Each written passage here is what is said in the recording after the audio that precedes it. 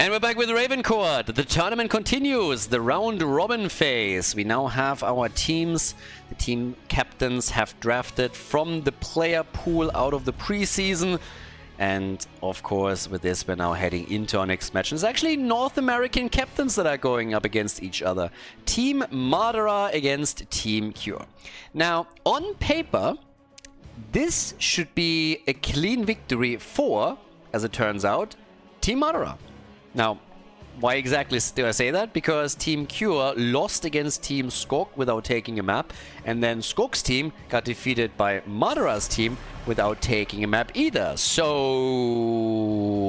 there is a chance that Madara is going to dominate this, but I think this is a little bit too simplistic.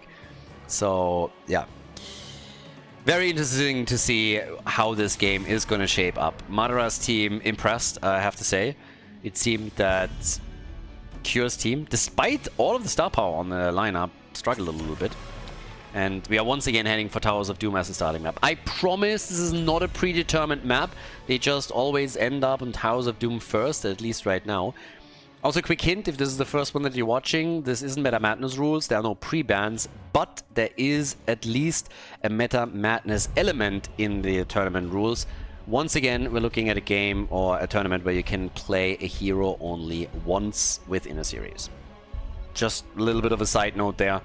No pre-bans, so it's not going to get crazy, especially not in the best of threes that we are getting here. But you cannot play a hero more than once. Which was already a bit of a relief for some teams when they went up against Madara, because it meant that he can only play Chromie once. So there's that, right? Gotta take your wins whenever you can. Sylvanas is the first pick. This is more or less in line with what they played against Skog in the last best of 3 series. It seemed like the team just didn't really flow together as well as they needed to. So I really would like to see now if Kure and his boys have, after the loss that they suffered at the hands of Skog's team, have just sat down, talked this through and be like, okay, how do we shake things up a little bit? Obviously, the teams still have to find each other. So there's scrims going on. There's a lot of players that are, or teams that are just having some evening scrims to prepare. Kure now with Urel. Great pick for him, of course, too. But yeah, let's go. I'm absolutely ready for this. I want to see what Madara can pull off with his boys. They had an important victory.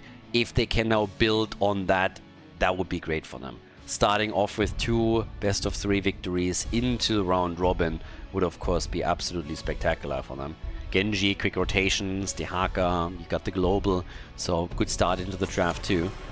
Mirroring gets banned, and I guess one of the questions now simply, are we also gonna get Madara targeted a bit with a ban, or do they instead home in on, I don't know, maybe even supports? You have Genji on the other side, you get rid of Anduin, you allow them to go for an Anduin-Genji combo. It's still one of the standard combos these days, and yes, they shut it down. So no light bomb with Genji Swift Strike into the backline, that one's not happening.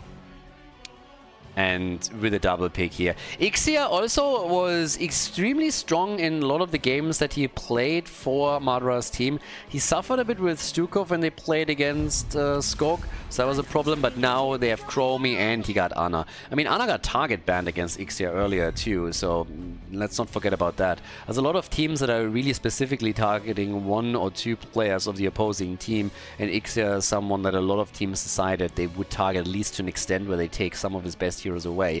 Now he plays Ana. They got Genji, they got Chromie. That's a real nice damage lineup for them, and it's right down the comfort zone for the red team.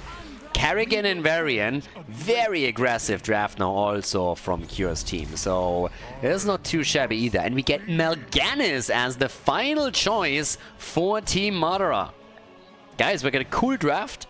Blue team very aggressive. Red team has played some spectacular maps. Can they win this one too?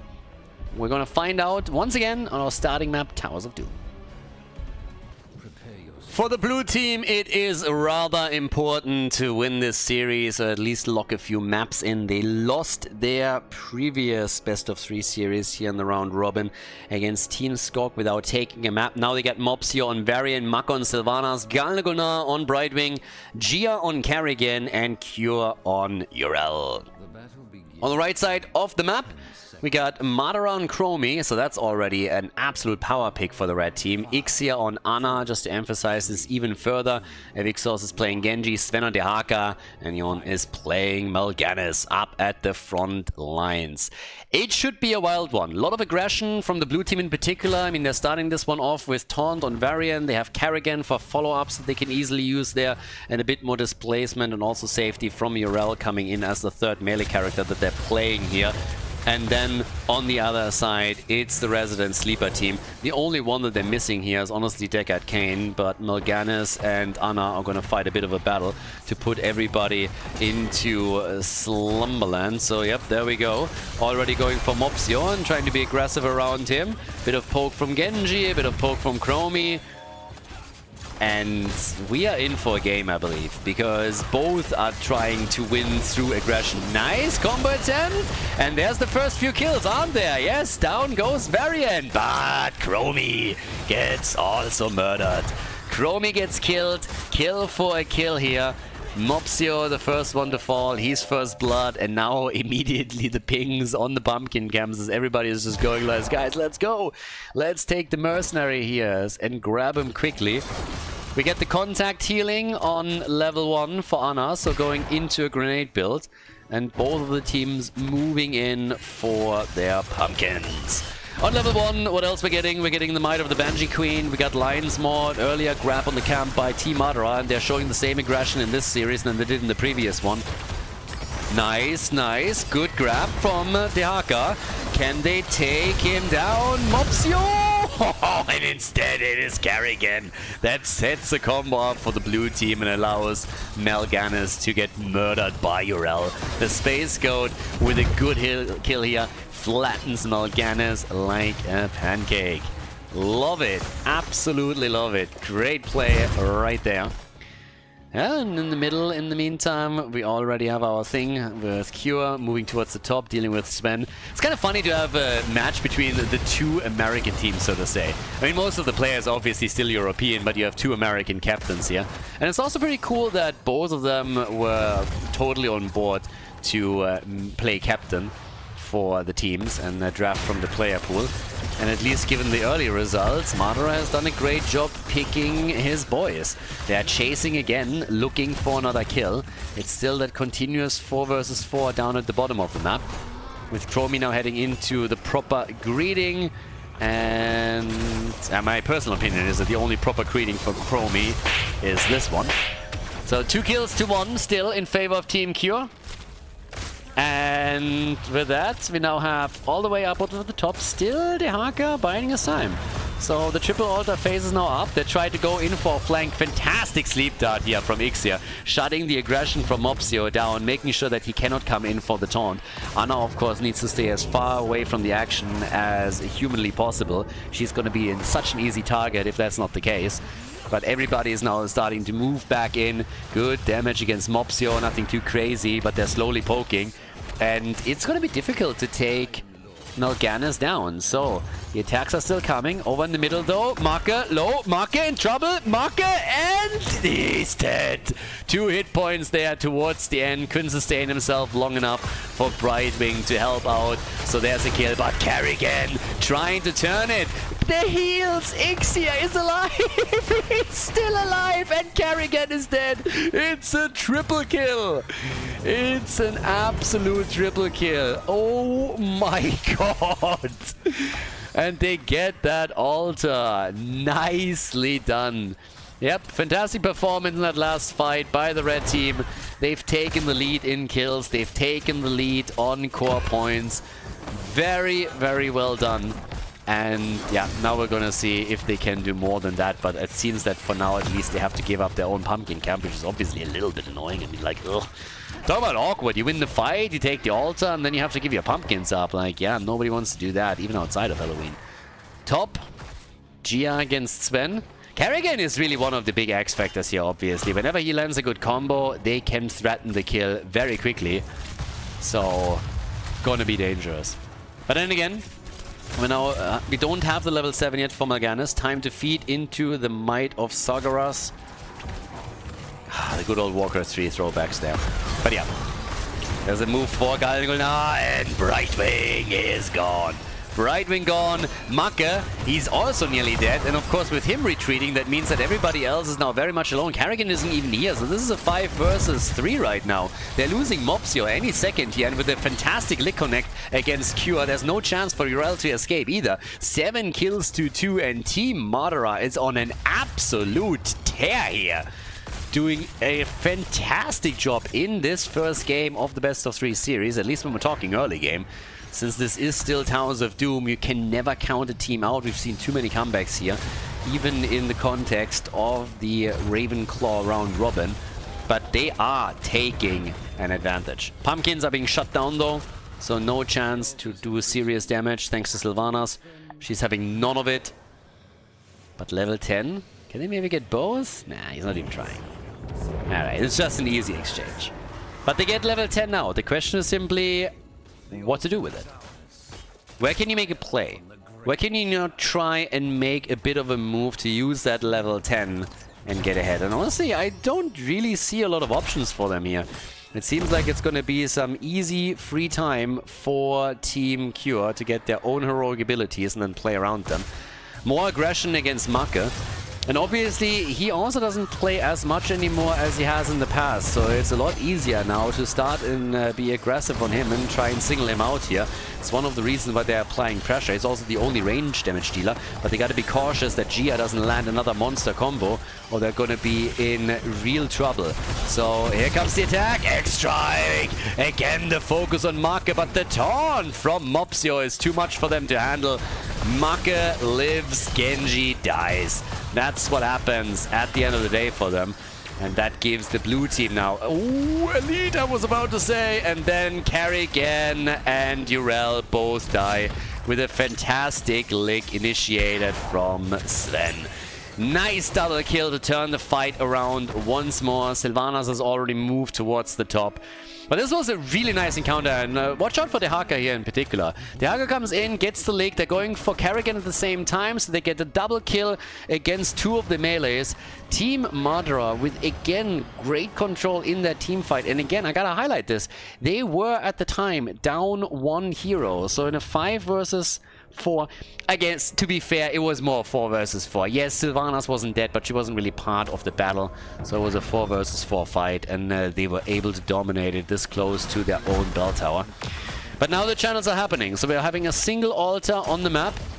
The pew pew pew is already going on with the Eye of Horus from Anna, doing her best here for the interrupts and also to apply some damage. So yeah, Ixia is just lying in wait.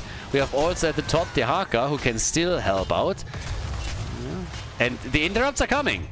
So Khaldor gets interrupted too. Mopsio is still there. Sets it up, and that allows Khaldor to get that channel. So they were buying some time, but it was not enough to really do anything. The Haka came in, they might even get the kill on Brightwing, but it doesn't change the fact that the altar is already channeled.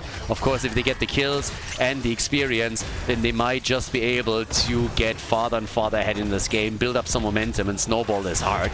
I mean, they just got 2 kills and they're going to get a 3rd because Mopsio is absolutely on the wrong side of this fight and has no chance to get out. With another triple kill, the map is wide open to not only take the pumpkin camp, but maybe even do a bit more around the structures themselves and pressure the bell tower at the bot lane. 33,000 damage for Madara with Chromie, 24,000 for Makke and Sylvanas. And now the chance to take down this lane at least a little bit. Yeah. One of those pumpkins was definitely not paying attention. And stuck at the gate there. But yeah, as that's going on, they still have the bell tower down to 50%. So solid damage. Nicely done by them. 12 kills, 2-3. Level 13 is in. And here comes the next move against Yrel. And she is gone. Job well done. So, more aggression. Mopsio at this point, he's also starting to drop a little bit low. He's trying to escape again. The X-Strike might just crush him. And yes, he's down, and so is Carrigan. Guys, these explosive little plays that we're seeing from Team Madara are just too much for the blue team to handle, as it seems.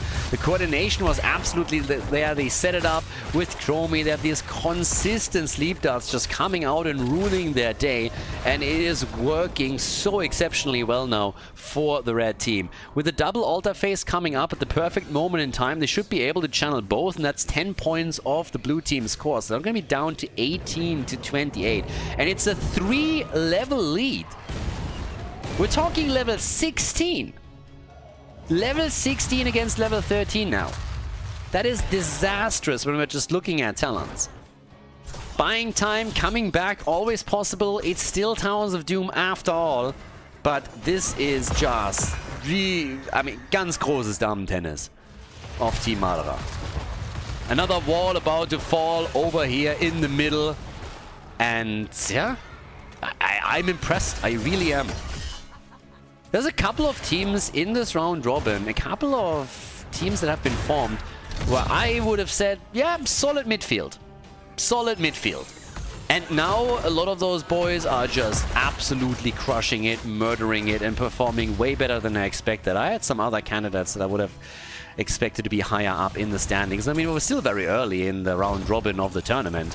And obviously, as we're going to enter the next phase after that, this is where it's going to get real spicy. But already super interesting games that we're getting and interesting outcomes. So, loving it. Absolutely awesome stuff. Once again, the attack. Sylvanas trying to shut those pumpkins down. Some of them already making it through, and that's 16 points against 28 on the core. And still, a lot of poke, and of course also control of the bot lane, which means that the bell tower cannot be retaken in time. Now that another triple altar phase is up, guys, if we're getting another 2 altars that get claimed by the red team, that is single digits on the core of Team Kure. That's what we're looking at right now. And, ooh, they ganked the Haka and got the Haka. That's big. That's really big. Okay, now that might change things a little bit. Now, I think they only can take one. The one at the bottom of the map. Yeah, 3 shots already fired. Chromie's going to interrupt this 6 days to Sunday on the other hand. But what's likely going to happen is that they're going to retake this. So they're down to 11 to 25. Top, they should be able to save this for the Haka and then fight for it. Oh, Macke down here. In trouble as he was trying to prevent the pumpkins from having too much of an impact. But now we have 2 heroes down at the bottom of the map.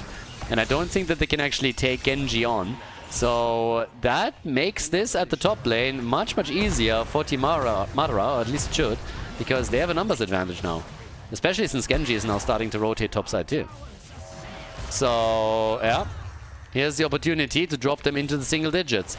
If they do it fast enough, they even get the 5 shots. And I think they can. And yes, indeed they do. Madara gets the channel, and we are talking a single digit. 6 points to 25 at the 13-minute mark. 1 level lead, 17 to 18. So at least the blue team is a bit closer now. But might get tricky. Very... I mean, it is an insanely stable performance that we're getting from the red team. And these sleep darts that we see time and time again to safeguard plays, to make sure that they're not getting flanked.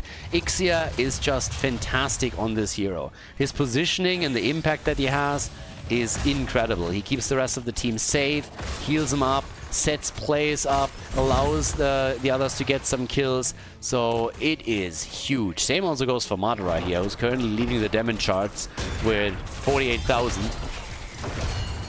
Again, play made for Mopsio, and he can't even do anything. I mean, look at this. Mopsio is insanely low, gets nearly killed here. Brightwing has to save the day, and all of this just out of a normal situation in the game where everybody was poking a little bit. Kure is immediately finding himself on the receiving end of a beating in the mid lane as the rotation after they went for Mopsio shifted towards the mid lane. So now we have an 11 kill advantage for Team Madara.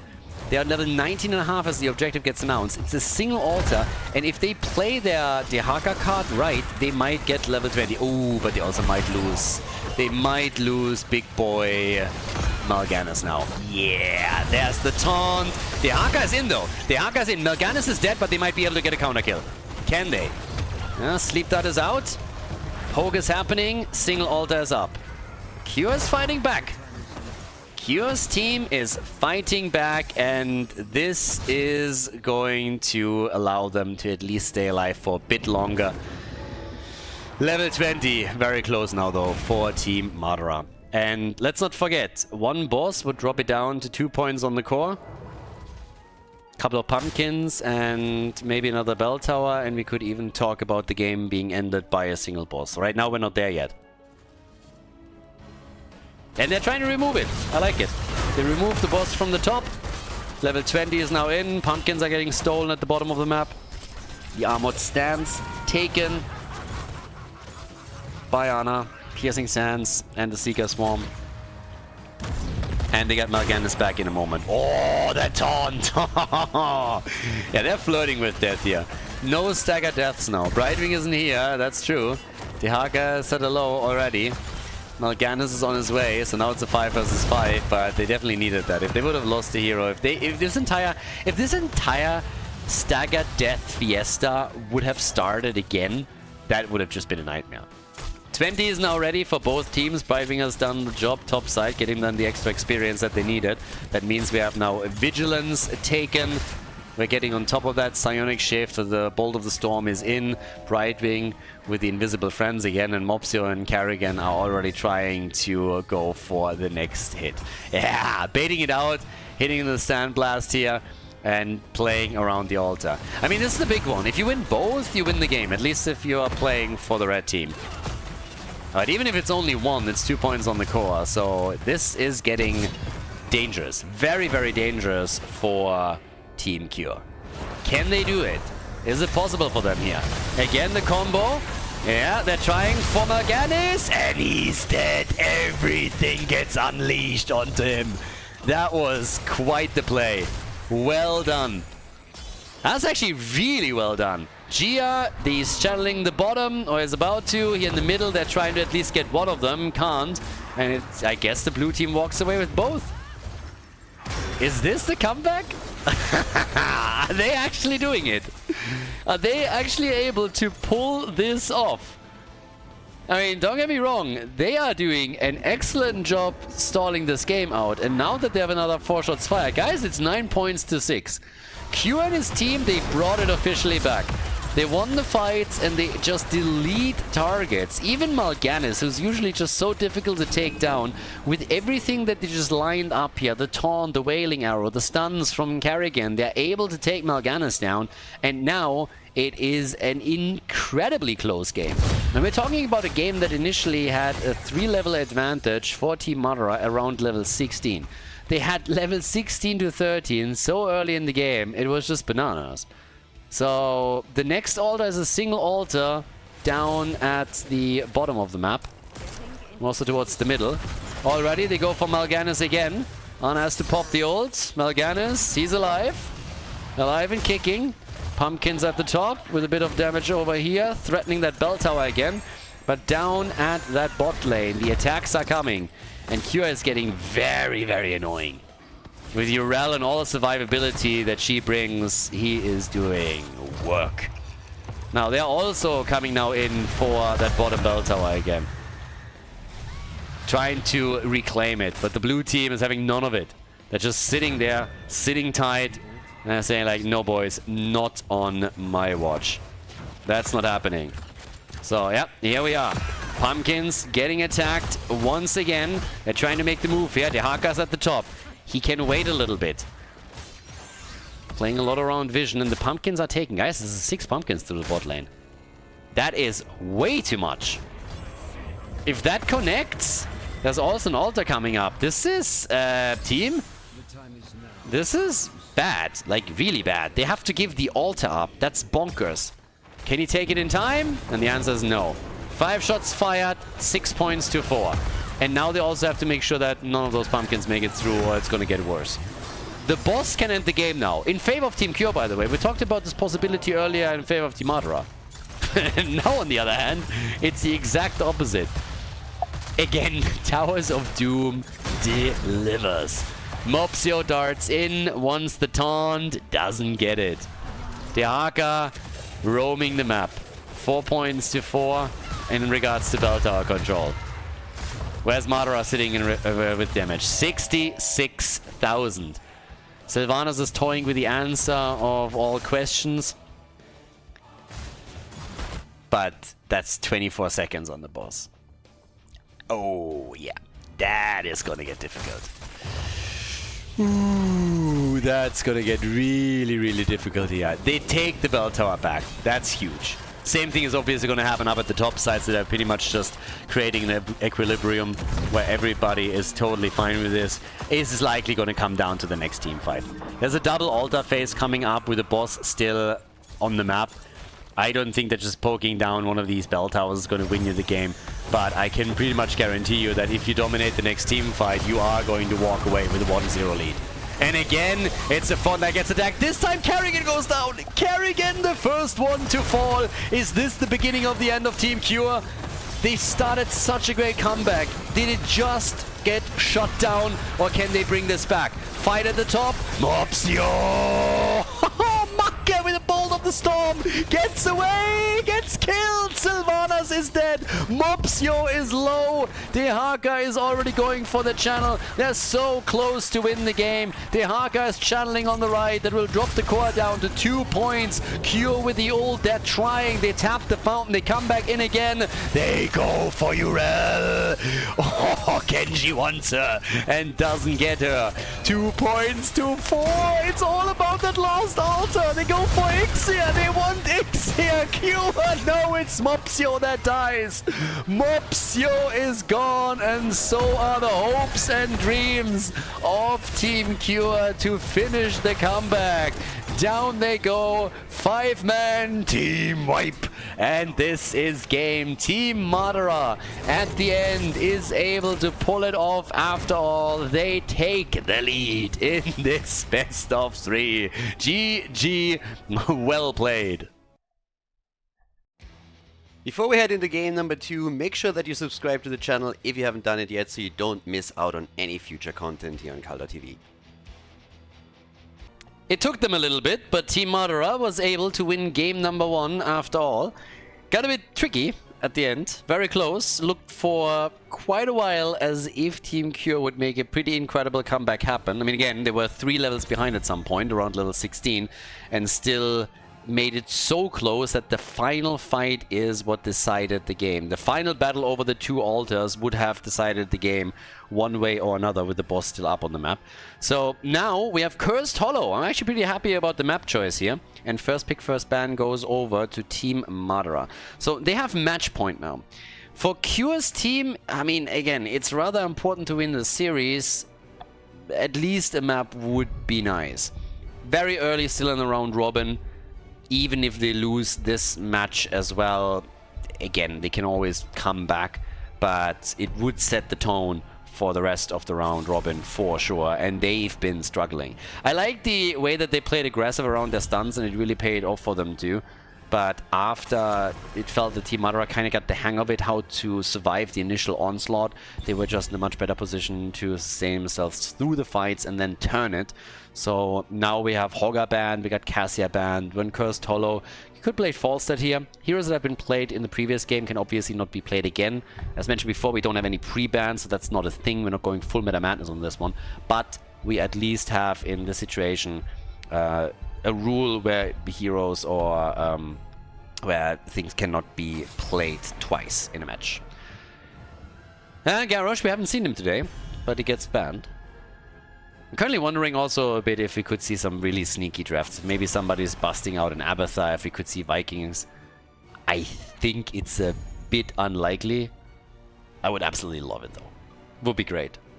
But okay, first pick coming in now for Madara's team. He can't pick his Chromie anymore. Obviously excelling on that. Also very curious what we're seeing from Ixia. He had a rough game against Skok's team when he played Stukov. Really rough. But boy, oh boy, did he have an impact with Anna in the on the previous map. And He murdered. So many good plays by him. It was incredible. Now we have Diablo as the opening gig for this. Makes immediately a couple of other heroes a bit more likely. You want to deal with a big hit point pool. You have a few choices on what could be the weapon against him. Now, Blaze for Kure and Hanzo for Gia. Strong start into the draft. Can't deny that. But I still have my eyes on Ixia and Madara. Those are the two where I really want to know, okay, what's going to be the pick here? I think Ixia a little bit more so than the damage side, to be absolutely honest. I mean, he loves to do his white main stuff. He is not necessarily just sticking to meta all the time. But in this case he does. So we get Anduin and we get Li Ming. Alright, so looking for the resets. Has Anduin here, which allows Diablo to be even more aggressive than he already is. I mean, when we're talking Dibbles, we're talking OG bully. The man is just going to dart in and bully people around all day, every day. And Anduin can always save the day for him. So, yeah. Gonna be interesting. By the way, talking about bullies, what's wrong with drivers these days? Like, I was in Germany at Gamescom, I rented a car for this. Some of the dickheads that you see on the highways these days is absolutely insane. I was driving at some point on a 3-lane highway road, pretty empty, not a lot of people around there. And I was driving around 150 kilometers per hour, and there was one dickhead that for some reason tried to start a fight with me on a highway. The guy was always every time I tried to overtake him, the guy would change his lane without using his indicator. Nearly twice caused a crash. Did this consistently. Then did it to other people too. All of a sudden just like drove parallel to me. Like he wanted to pick a fight or what. He only stopped after I whipped out my phone at some point and starting to record a video. Absolute insanity. Like some of the people that I encountered on highways in the last 2 weeks was just ridiculous. Like that... This is a special breed of stupid. Why would you drive like this and risk an accident at 150 kilometers per hour on a highway for no reason whatsoever? Some people are just absolutely brain dead. It's bonkers. Some of this shit you can't really tell people. You're just like, what? It's like incredible. Yeah.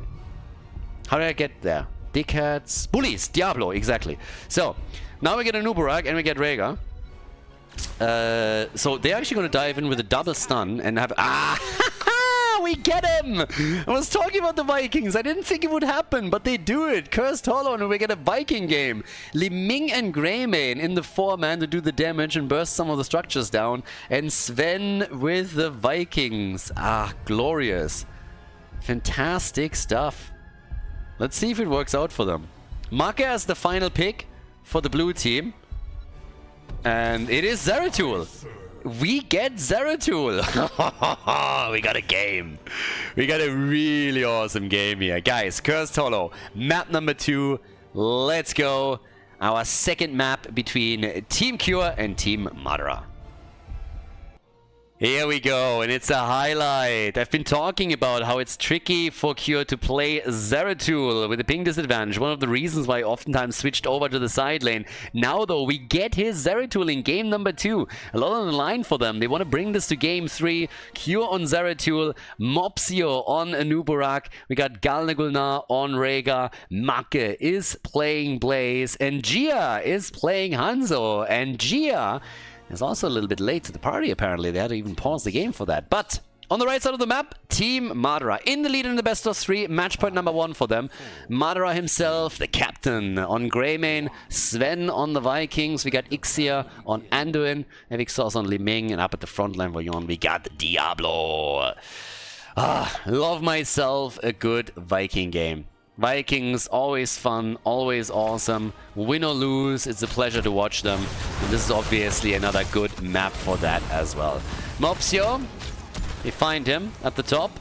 Get some damage in. Of course, when you're playing this particular 4-man, you would love to do some damage on structures. If you get Greymane in particular onto Worgen form and straight into melee range, then you can just destroy these walls. Easy peasy. And they're going for it again. Up at the top side, in the middle of the map, Kure, he is still playing this a bit slow. Goal for him is obviously to farm Vikings. farm those Vikings and farm them hard as best as you can. And he gets the first one already. Poor Balog gets destroyed, doesn't stand a chance here, gets absolutely deleted.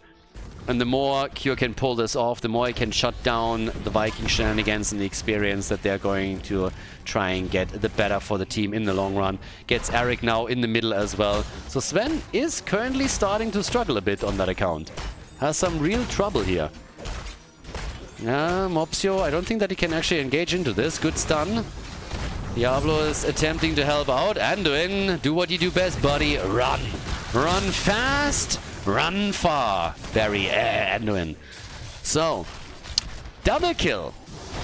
Yeah, and they get the camp. Okay, guys, I think Team Kure woke up. Team Kure apparently woke up and they're angry. They are very angry. The boys are mad. They have a half-level lead, they just got 2 kills and they stole the opponent's camp away. So whatever the initial idea was for Team Madara, they need to go for Plan B now. Because Plan A isn't working. At least not right now. That hurt them a bit. Losing 2 heroes and the camp, therefore map control. Yeah. Alright. Now, we got the bed of barbs. Triumvirate for Li Ming. We have bot lane, Sven, Olaf. I mean, again, Vikings, obviously, especially in the later stages, are also going to become more and more of a part of team fights. On level 16, when Olaf unlocks his large and in charge, he can do a lot there to just lock a target down and try to go for kills. Team fights after level 10 are also going to get interesting because Li Ming can, with this integrate, directly counter a Nuburak's ult and always win that cooldown trade. So that is also fairly beneficial. But dodging the jet propulsion. Big plays from X here. That could have been another kill against Anduin if he misses that step there. But the first objective is now up and topside Greymane is pushing. Now, if they leave Greymane there, then he could now become quite nasty on structures. But that also means they have to buy a lot of time at the bottom of the map as they're attempting to interrupt. And yep, Greymane is at the top. So down here the channel has happened, but up at the top they get value thanks to Greymane. Zeratul is now rotating. They've already seen this, so Madara is immediately moving away. Doesn't want to fall victim to him. But that allows them to apply pressure at the bottom of the map with the Siege Giant camp that they still control. And Li Ming also firing away here. So, yeah, level 7 is available a little bit earlier for Team Kure, but they're at least lost structurally a bit. Now, they have taken the first tribute. First tribute is already in. Madara is still playing a slow, and Sven, alright, sees Marke, well done. Anchoring the play for the top lane and making sure that Greymane stays safe. Obviously, if you're already on 2 in kills and you've lost the first tribute, you had some problem with one of the camps, you want to make sure that you're not losing your solo laner further, or you might really end up in a very dangerous situation. Same is also true for the blue team, so Marke needs to be very careful how he does this now. Can't go too deep, and yeah, especially here, as you can tell. So this gate has been destroyed. Zeratul is still in the middle. Sven is fully aware of it, so he sees all of that. Another tribute at the bottom of the map that he could fight for. And as long as Kure doesn't rotate topside, they can play that macro game. You can clearly see the difference in how they're playing this now. The red team is trying to buy time, ideally grab a tribute, but there's much more of a macro focus from Team Madara than from the blue team. When you're playing the Vikings, it's more or less a given, but splitting Greymane the way they did several times is also a big indicator of this. And Greymane is now moving into the middle. Balog has been destroyed there, they got the tribute at the bottom, so that's already pretty sweet for them. Madara could take over on the experience side immediately by spending some time to rotate Olaf in. And now it's just all about bosses soon. Bosses just spawned, so you can start making your plays for them. Position yourself accordingly. Particularly, of course, if you're playing Hanzo with a level 4 talent, they can chunk it down quickly. Kure is about to complete his level 1 quest, so he is going to get the added advantage here. The cooldown reduction in particular, super important for him. Shadow Hunter is done, and Greymane is already on the boss. Zeratul is gonna sniff this out very quickly. Or is he? Nah, he's more focused onto the top lane. Each team is going for the boss, by the way. We're seeing the same done down at the bottom of the map. Difference being that the blue team has level 10, but both teams are walking away with the boss. Nice wall stun! Hello? And Kure is gone!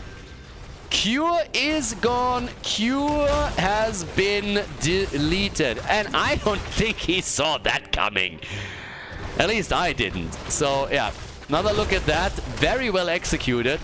So first, here comes the stun. Straight into the wall. They lock him down. Kure gets murdered. That results in the top fort now being taken.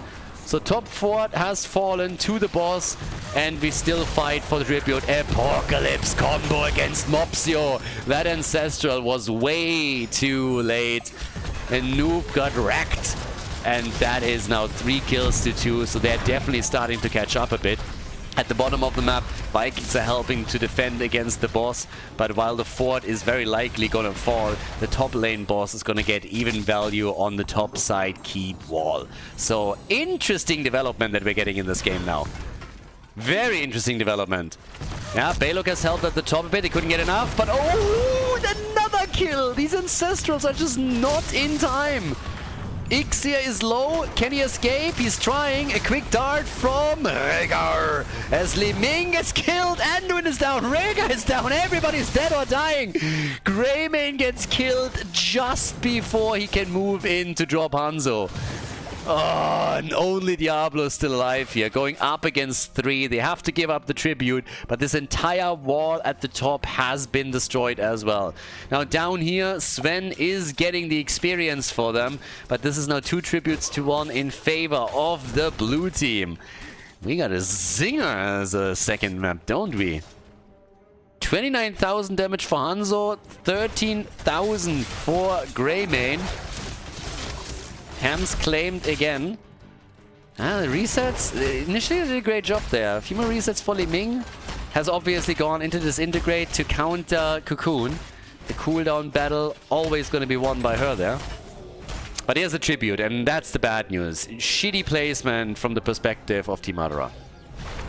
Really bad placement. So, yeah.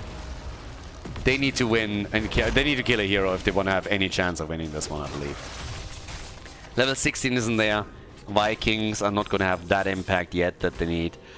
I guess there is a chance they're just going to accept the curse here. They're going to fight around it a little bit if they can interrupt, but there's a chance that they just have to simply play around it. Nice. Sven gets the interrupt there, at least the first one.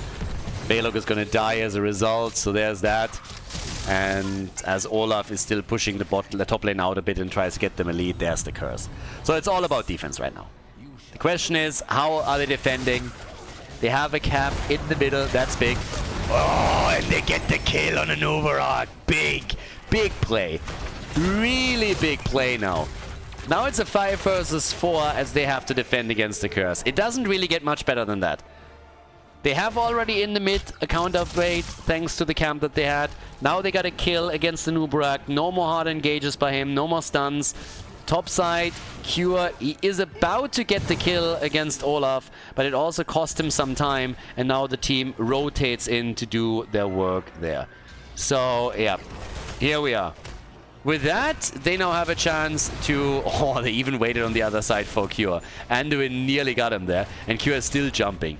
Kure is still all over the place and is running out of options. Kure is dead. Guys, I am so impressed how Madara and his team is currently controlling the space around Zeratul to take him down. Now they lose out on the bot lane keep hit points, and that's maybe a bit of... yeah, I think honestly this is a bit of a misstep. I think this is a huge misstep. Diablo not immediately moving there or somebody else is a problem. So ult is getting used by the Vikings to deal with this. I have no idea why this catapult is not taken out first, but this keep is way too low. That needed to be defended better. I love the kill against Kure. They shut down every single escape avenue from him. So that was huge. They're also going to get level 16 now, which is of course going to be a huge boost for particularly the Vikings and Anduin, of course. Vikings with a large and in charge, and Anduin with a double pull, it's going to have a big impact on the team fights. But I don't like that the keep is this low now. They should have done a bit better there. This just invites Zeratul to be aggressive later and move in for a kill. But again, so far so good. We now have the boss up at the top, and they seem to be willing to go for it.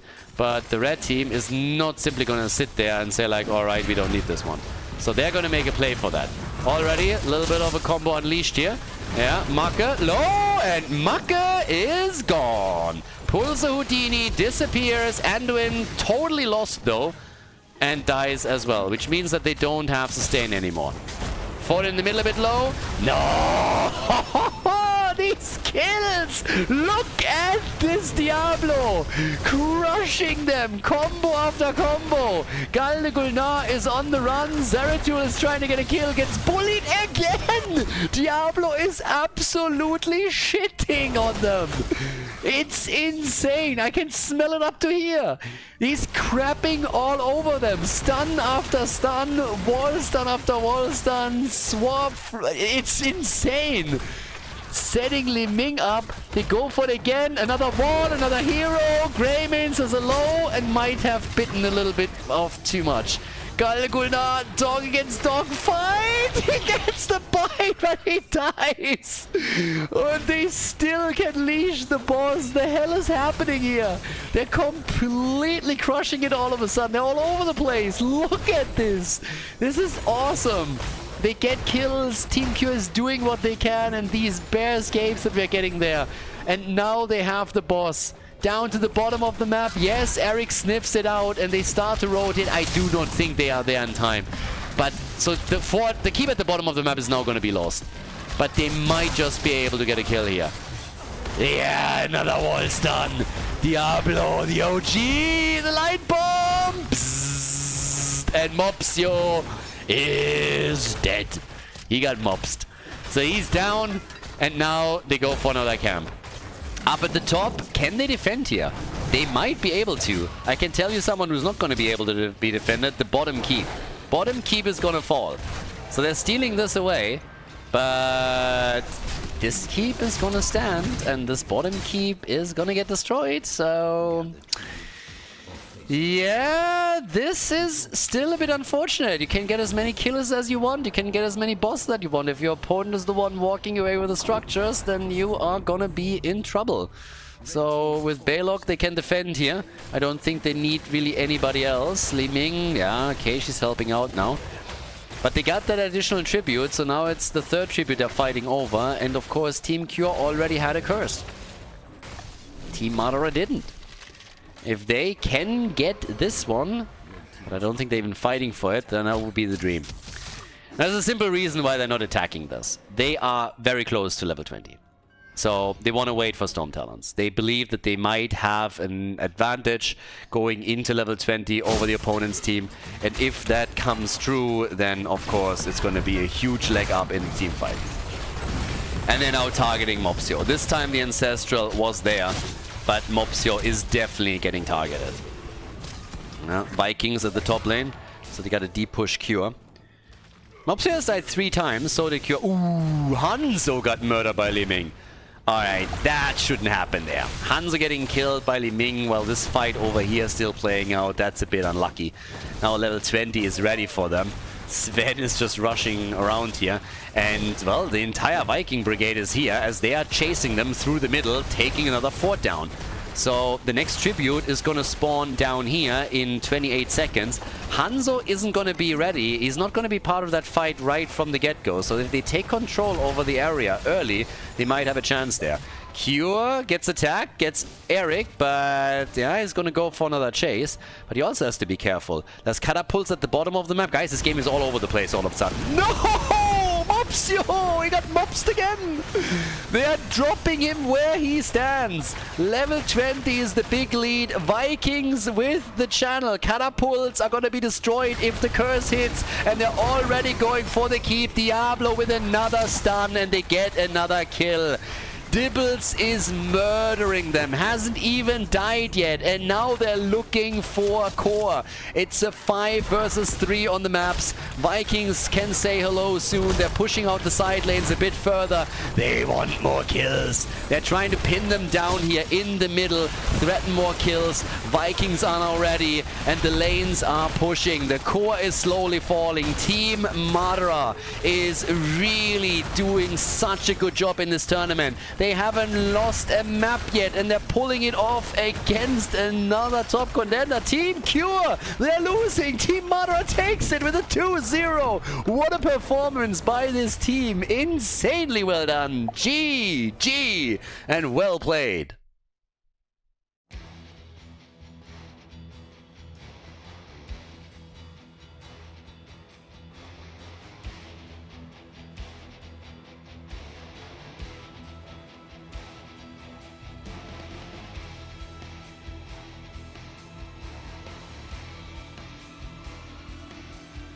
Thank you everybody for watching the video today. I hope that you enjoyed the show and the commentary.